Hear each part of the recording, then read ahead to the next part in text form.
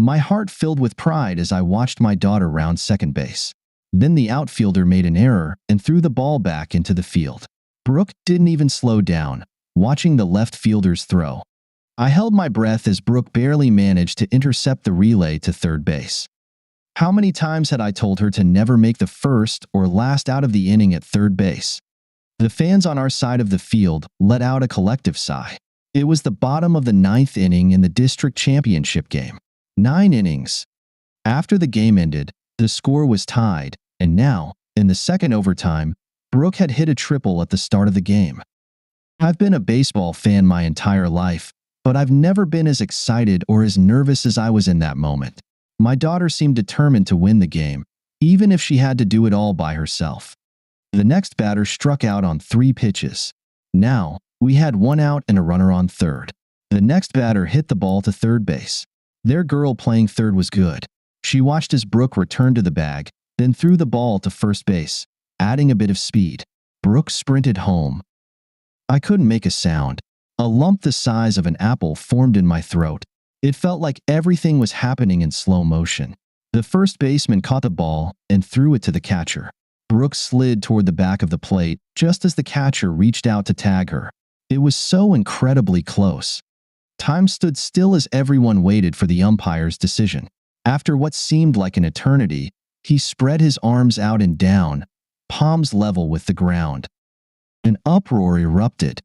Tears streamed down my cheeks. I watched as Brooke's teammates pushed her from behind and enveloped her in a group hug. For a moment, I felt sorry that the other team couldn't win as well. They had put in an incredible effort, but only one team can come out victorious, and that's part of the game. I was sitting in the car when Brooke walked across the parking lot. She was laughing and joking with her teammates. Was there ever a more beautiful, smarter, or more athletic girl in the world? I was overflowing with love for this young beauty. "Hey, Dad," Brooke greeted as she slid into the passenger seat. "So, how did you like the game? And don't start with the whole, don't make the first out at third, Dad." Brooke, there are some fundamental truths in baseball that prove themselves over and over again. "That's one of them," I replied. "I didn't make it up, but it's a fact." "And how about the fact that my arm was hurting and I didn't think I could pitch to another batter, let alone another inning?" she asked. "I knew we had to get it done in that inning, or we'd end up in deep, We should probably ice your arm tonight, Brooke." "I didn't know your arm was hurting. Did you tell your coach?" I asked. "No, Dad. It would have put her in a tough spot. She would have had to pull me, and she didn't really have anyone else to put in. Nancy has a sprained ankle, and Stephanie is out with some kind of flu. Now, next week, we're heading to the States," Brooke smiled. "That's definitely better than ending the season, right?" I marveled at the child sitting next to me, the one I used to change dirty diapers for and taught how to ride a bike. I showed her how to throw, catch, and hit. Now she's the reason her school won the district championships and is heading to the States. I smugly gave myself some credit for her many successes in both academics and sports. "Where are we going, Dad?" Brooke asked. "You missed the turn for the 6th highway. We're going to celebrate the district win, dear. I heard that the new Hilton Hotel in Wilkes-Barre has one of the best restaurants in the area. I think we both deserve a big steak and baked potato," I announced. "Dad, you're the one who loves steak and potatoes. I'm ordering lobster. I could offer you a frosty mug of MGD to wash down your steak," Brooke laughed. "Hey, I never thought about that, but now that you've suggested it, I just might." "Brooke, you're a genius." "Yeah, I know. The fact that we've spent our whole lives recycling beer cans is etched in my brain, Dad. Honestly, I'd have to be an idiot not to know what you like. You're not that original, Brooke teased. When we entered the restaurant, there was already a 10-minute wait for a table. They handed me one of those pagers that light up and vibrate when it's your turn. I sat on a bench while Brooke went to the ladies' room. She came back about 5 minutes later. I didn't pay much attention at first, and only noticed a few minutes later that tears were streaming down Brooke's cheeks. "Brooke, what's wrong, honey? Is your arm hurting? What's going on, sweetheart?" I asked. You know Mom couldn't come to my game because she had to go to Philadelphia for work, right? Brooke sobbed. So that's it. Brooke, you know your mom has a high-demand job at the insurance company and she has to travel a lot. She really wanted to come to your game, but her schedule wouldn't allow it, I reasoned. Don't be upset about it, dear. She'll probably make it to the States. I don't care if she ever comes to one of my games. She can go straight to hell. Brooke yelled. I was stunned. Brooke had never spoken badly about her mother, nor had she ever used such vulgar language, even though she had occasionally heard it from me. Her emotional outburst was a complete shock to me. Oh, Dad, you're as blind as I am. Mom didn't go to Philadelphia. She's inside with some sleazy jerk, holding hands and laughing with him. She doesn't care about any of us. Brooke couldn't have shocked me more if she had told me she just signed a contract with the Yankees. My wife, Brooke's mother, involved with another man? My head started to spin. Brooke wrapped her arms around me and began to sob. Tears started rolling down my own cheeks. How could one of the best days of our lives turn so quickly into a nightmare? I pulled away from Brooke just long enough to return the pager to the hostess, then I hugged her and led her back to the car. I helped her into the passenger seat and then climbed into the driver's seat. I didn't start the car because I could barely see. We sat there together in the parking lot for another 10 minutes. Gradually, the nausea, shame, and horror subsided, and I was able to wipe my eyes and regain focus. Brooke, are you sure it was your mother? I asked quietly. It's entirely possible you made a mistake. We might be getting upset over nothing. It could have been someone who just looked like Natalie. Maybe that's what you saw. Seriously, Dad? What? I don't know what my own mother looks like. There must be thousands of purple Lexus SUVs with plates that say hat, like that one over there, right? I must be seeing things, Brooke said sarcastically. I looked in the direction she pointed and saw Natalie's car a few rows ahead of where we were sitting. There was no mistaking it. I'm sorry, Brooke. I guess I was just trying to deny that this could happen to me, to us. I apologized. It's perfectly clear that it's your mother in that hotel. She lied to both of us and is cheating on me. We need to accept this fact and decide what to do next. And then my phone rang. I knew who it was even before I looked at the screen. It was Natalie. I didn't want her to realize that Brooke and I knew where she was and what she was doing. At least not before I had time to decide on my next steps. Hello, Natalie. I answered as calmly as I could. Hi, honey. Natalie exclaimed. How did the game go? I'm dying to know who won. The game? We won it, and next week we're heading to the States. Brooke played well, I replied, downplaying her performance. Put her on the phone, dear. I want to congratulate her and tell her how proud I am. I wish I could have been there.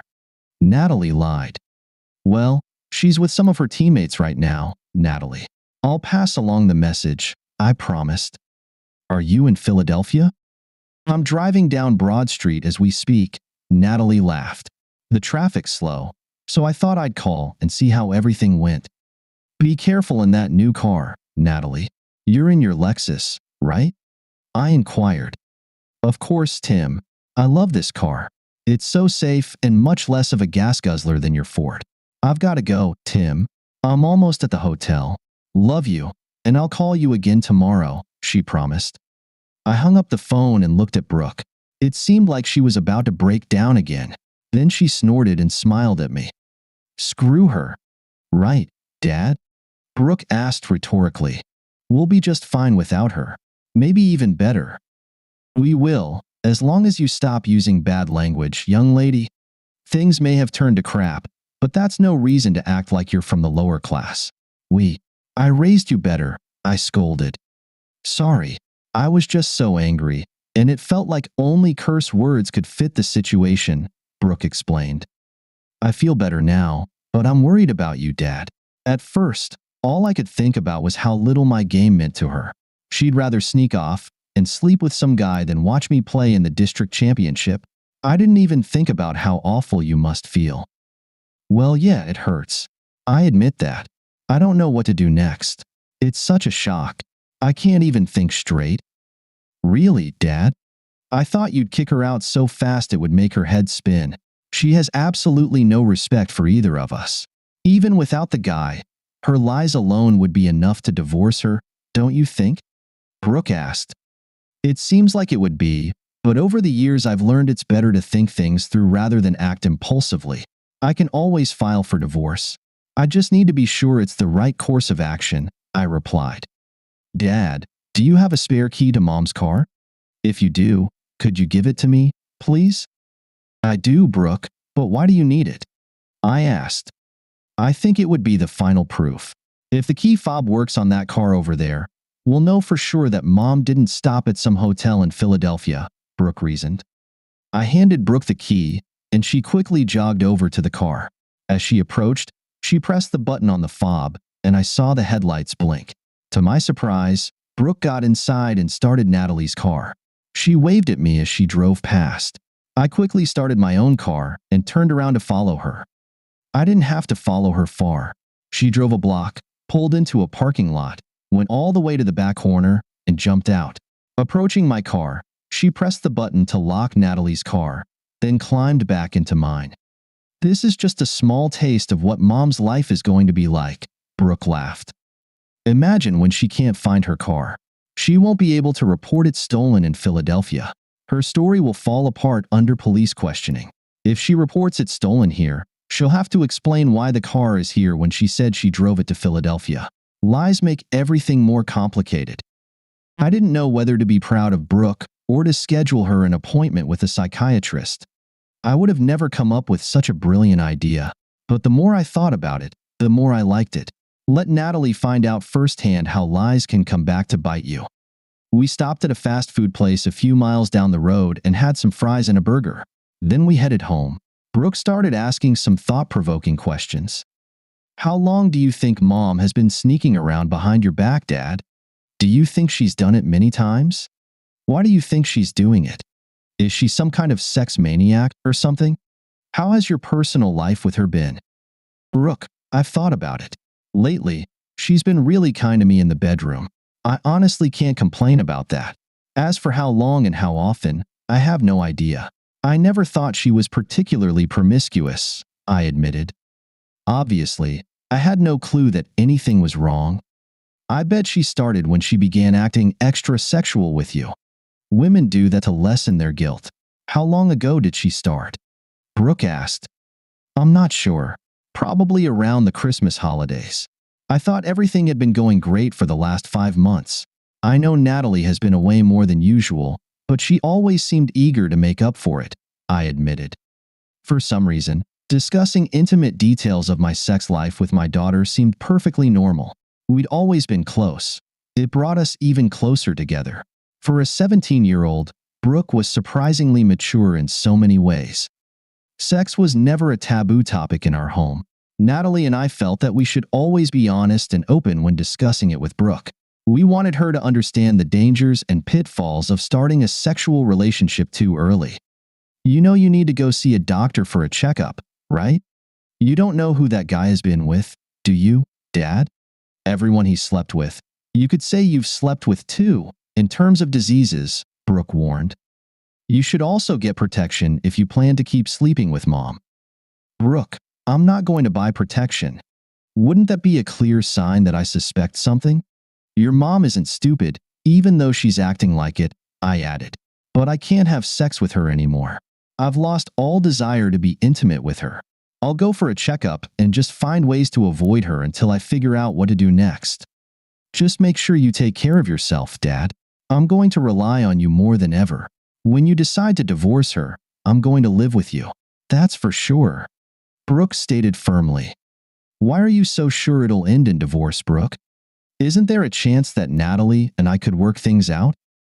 Dad, you're always gentle and kind to Mom and me, but I know what you're thinking and feeling. You'll never be able to accept that Mom is lying to you, even if you could get over the sex. She's past it, and it's just a matter of when you accept that fact, Brooke predicted. I wondered how many men in my position, probably millions over the years, have a smart daughter with whom they can discuss everything. Brooke kept me from falling apart. She made me look at the situation logically rather than emotionally. She only had my best interests in mind and no hidden agenda. Could there be a better confidant for anyone? The next day, I made an appointment with the doctor. After work, I stopped by the school to pick up Brooke after her practice. I arrived a little early and watched the girls practice. Other parents were constantly praising Brooke's performance in the area. I felt pretty good about that, but lousy about my marriage. Natalie showed up at the door around 7. I tried to greet her the same way as usual, but it felt weak to me. I wondered if Natalie would notice. I needn't have worried. "I missed you so much, Tim," Natalie exclaimed. "And I'll show you just how much later. By the way, I wanted to ask, do you still have the spare key to my car?" "Of course, here it is in my pocket," I replied, reaching inside and pulling out her spare key. "Did you lose yours?" "No, otherwise I wouldn't have made it home, right?" Natalie answered a bit too quickly. "I just thought I should have a spare in case I lose mine." "All right," I agreed and handed her the key. She must have found her car but had suspicions about how it had been moved. Now, she would be more careful. As if on cue, Brooke walked into the room. "Hi, Mom. How's Philly? Did you have a good time?" she asked. "I wasn't expecting to have a good time, Brooke. Those meetings are long and exhausting," Natalie insisted. "They're not fun." "All right, Mom. Long and exhausting, but not fun. Got it. So why do you keep working if it's so hard on you?" Brooke wondered. "Dad makes good money, and you're smart. You could find something that gives you more free time to spend with us." "I actually love my job most of the time. Plus, I won't always be traveling this much. I think things will settle down by the end of the year, and then I'll have plenty of time to spend with you both. You'll see." Natalie carried her small suitcase into the bedroom and closed the door. Brooke gestured for me to follow her into the kitchen. "Did you hear that, Dad? Looks like her lover will be moving out by the end of the year, and then you can have Mom back. How's that for a deal? Lies and potential STDs for another 6 months or so, and then it'll all be over. Unless, of course, she finds a new stallion. Can you live with that decision?" Brooke asked. "You're reading too much into one sentence, Brooke," I pointed out. "It might not be what she meant, and it's probably not like that at all. Remember, I grew up around both of you and I know how you both think. Mom believes she can have this affair and then return to a normal life next year without anyone getting hurt," Brooke insisted. "Well, that's debatable, Brooke. I can't live with that kind of situation for long. I can't live with it for even a day. It's incredibly stressful for me," I admitted. "Well, it's going to stay that way until you take steps to resolve the situation, Dad. These things don't just go away on their own. You know that." That evening, I told Natalie that my back and head were hurting, but even then, she suggested I just lie still, and she would do all the work. It took some effort to talk her out of having sex. This is what my life had come to. I had to convince my own wife not to have sex with me. It made me really angry. The next evening, as I watched Brooke's team finish practice, it seemed like some of the other girls' moms were friendlier than usual. Brooke noticed it too. She mentioned it on the way home. "Dad, I saw Emily's mom holding your hand while she was talking to you. It looked like she was pressing her chest against your arm." "That's not accidental when a woman does that," Brooke assured me. "Then I saw Mrs. Thomas offering you her soda. It seems like you've suddenly become the stud among the baseball parents." "I thought it was strange too," I admitted. I had a clear sense that these women were being unusually friendly for some reason. "Could it be that since you'll soon be a free man, they're lining up to sign a contract with you?" Brooke asked. "What exactly are you talking about, Brooke?" "They don't know that I might become free. Besides, my market value isn't that high," I concluded. "Well, I might have mentioned in the locker room last night that my mom is cheating on you," Brooke said. Emily and Steph found it particularly interesting. Both of their dads left their moms in the past few years. They thought you'd make a decent stepdad. Apparently, their mothers agree. Once again, I was stunned by what my daughter had said. She told her teammates that Natalie was cheating on me. Why not just write it in the newspaper and post it online? What were you thinking? This isn't something everyone needs to know, Brooke. It's so embarrassing for me. Haven't you thought that maybe other people already know, Dad? Isn't it even more awkward to be ignorant in a situation where everyone else is aware? The girls already know about it. Trudy's mom saw your loving wife and a man enter a room at that hotel a few weeks ago when she was there for a conference. The only difference now is that the other moms know you're aware of mom's affair, so it won't seem like they're the ones breaking up the family. Let's face it, our family is pretty much already broken. Brooke concluded. How many times can a person be shocked before it becomes normal and stops being shocking? Other people knew I was being cheated on. Somehow, that made everything feel even worse. The last shred of my pride had been ripped away. After this week, nothing could surprise me anymore. That's not all, Dad. Sarah has been complaining since last winter that her dad is often not home.